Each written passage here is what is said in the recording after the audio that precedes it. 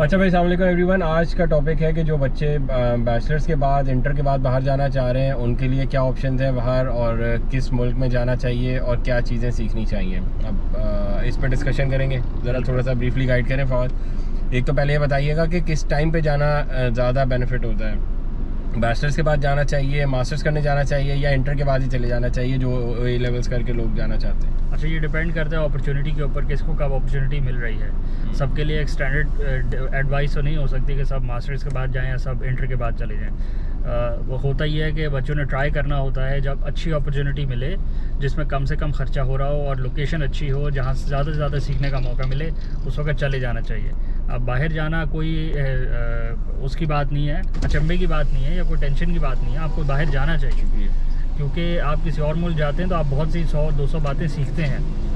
अब इस मुल्क में तो आप रहते हैं under the shadows of your parents और उन्हीं के घर में रहते हैं। जब आप बाहर जाते हैं तो कम से कम कोई अगर पढ़ाई में ना एक्सेल कर पाए या कुछ और ना सीख पाए तो कम से कम वो इंडिपेंडेंट रहना तो सीख लेता है ना, कि उसने अपने मामलात को कैसे चलाना है, अपने कपड़ों को कैसे मैनेज करना है, खाने पीने को कैसे मैनेज करना है, हेल्थ को मैनेज करना है, फाइनेंसेस को मैनेज करना है, सोशल लाइफ को मैनेज करना है, स्किल्स डेवलपमेंट को मैनेज करना है और साथ साथ पढ़ाई एजुकेशन को भी मैनेज करना है। तो ये सारी बातें होती हैं जो बंदे सीख जाते हैं बाहर रहकर। तो ये एक अपॉर्चुनिटी होती है सीखने की कि आप घर से दूर रहेंगे तो आप पे प्रेशर आएगा। यही चीज़ें यहाँ लोकल कैडेट कॉलेज सिखाते हैं कि आप एक घर से दूर हो गए हैं, अब आप कैडेट कॉलेज में रह रहे हैं और आपको अपनी लाइफ को मैनेज करना है। दूसरी बात यह है कि जो आप इंटर के बाद जाने की कोशिश करेंगे तो उसमें आपको फ़ीस देनी पड़ेगी, क्योंकि इंटर के बाद nobody is willing to pay for you.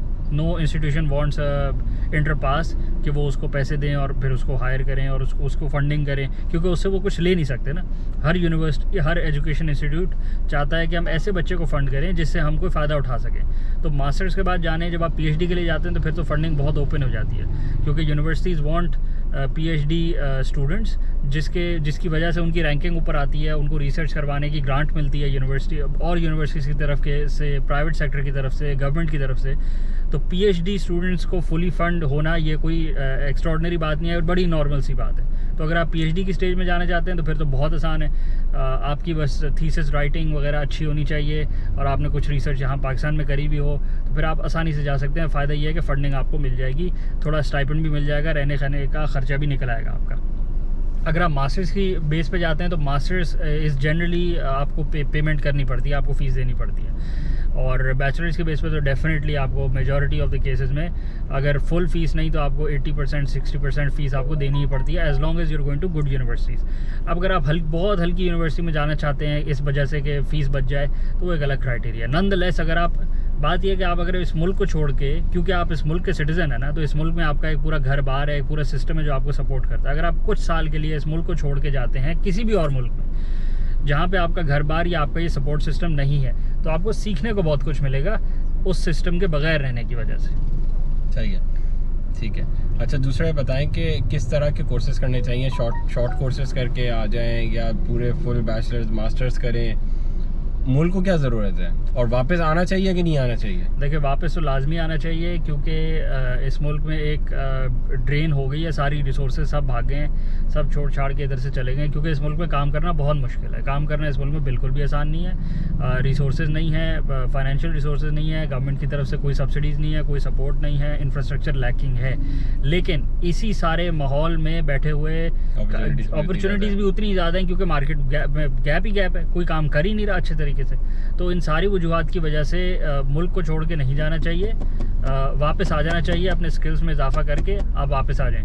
और अब इसमें भी डिपेंड करता है कि आप कौन सा कोर्स करना चाह रहे हैं। मुल्क को देखें, आप जो चीज़ अच्छे तरीके से कर सकते हैं ना, मुल्क को उससे फ़ायदा हो सकता है। कोई एक सर्टेन सेट नहीं है।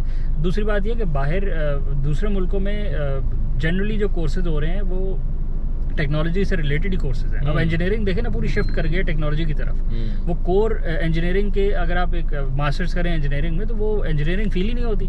वो तो फील होती है कि टेक्नोलॉजी के कोर्सेज करवा रहे हैं, कंप्यूटर साइंस से रिलेट कर दिया इन्होंने, आर्टिफिशियल इंटेलिजेंस बीच में डाल दी है। तो जो बाकी दुनिया है वो तो अपने यूनिवर्सिटी करिकुलम को बिल्कुल अप टू डेट रखती है, एट पार रखती है, अपडेट करती रहती है, ताकि जो इंडस्ट्री की डिमांड हो उनकी इंडस्ट्री की वो हम प्रोड्यूस करें, वो ग्रेजुएट्स प्रोड्यूस करें। तो आप बाहर से जो भी कर लें, अच्छा कोर्स हो, बस आपको सीखने को बहुत कुछ मिलेगा। अब ये आपके ऊपर डिपेंड करता है कि आप उसको कितना अच्छा सीखते हैं और फिर आप कितना इम्प्लीमेंट कर सकते हैं अपने बिजनेस में, अपनी जॉब में, अपने काम में।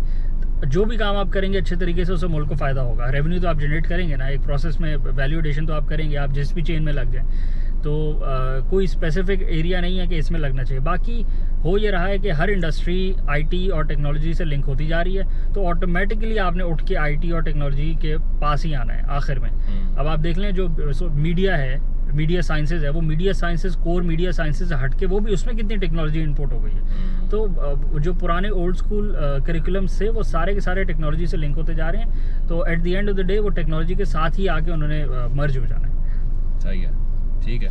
बाकी बाहर जाना चाहिए, कोई आपकी एडिशन हो इस बात में? बस सीखना चाहिए, जहाँ से भी नॉलेज मिले, as much as you can take your knowledge, और ताकि खुद भी आप में चेंजिंग आए और आप किसी को बेनिफिट भी कर सकें। बिल्कुल, ठीक है, बिल्कुल। Thank you.